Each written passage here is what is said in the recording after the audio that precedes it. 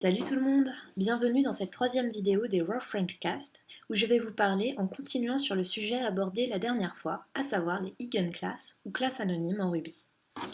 Alors, si on reprend l'exemple de la dernière fois, on a vu qu'il est tout à fait possible de définir une méthode propre à une instance, en définissant cette méthode dans l'Eigenclass de l'instance. C'est ce qu'on fait ici. Notre instance Petit Poney aura accès à la méthode Tu es tout gris et sera la seule instance à y avoir accès. Alors maintenant, j'aimerais pousser la réflexion un peu plus loin en vous parlant de quelque chose que vous avez déjà vu et déjà utilisé et qui s'appelle la méthode de classe. Alors la méthode de classe peut être définie avec deux syntaxes, soit celle-ci, soit celle-là. Et c'est le moment où vous allez me dire que ça ressemble vraiment beaucoup à ce qu'on a déjà vu avant. Et vous aurez parfaitement raison, puisqu'il s'agit là encore d'Eigenclass.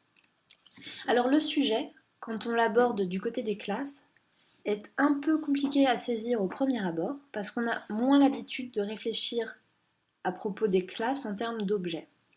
Je vais essayer de simplifier tout ça. Donc pour bien comprendre comment ça se passe, il faut revenir aux bases. En Ruby, tout est objet. La classe Poney n'est pas une immediate value, or tous les objets hormis les immediate values ont une Eigenclass associée. La classe Poney a donc une Eigenclass associée elle aussi. Pour clarifier les choses, il faut bien se mettre en tête que classe Poney est une instance de la classe classe. La classe de la classe Poney, c'est classe.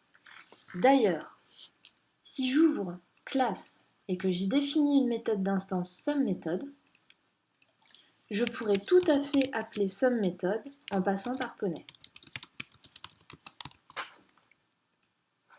Vous voyez que la méthode est bel et bien appelée. Ici, cette méthode étant définie dans classe, ça veut dire aussi que toutes les instances de classe auront accès à la méthode.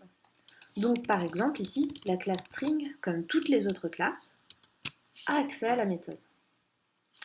Si ce que je veux faire, c'est définir une méthode qui n'est accessible que par la classe Poney, alors je vais devoir passer par son Eigenclass. Et c'est exactement ce qui se passe ici, puisque au moment où ce code est interprété, self a valeur de Poney.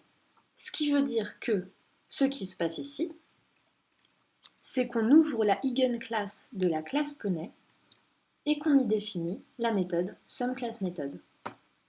De façon à pouvoir faire, par exemple,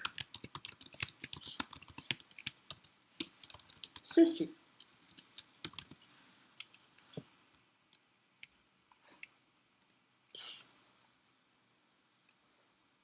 Et voilà, c'est tout pour aujourd'hui. J'espère que la vidéo vous a intéressé et je vous dis à lundi prochain.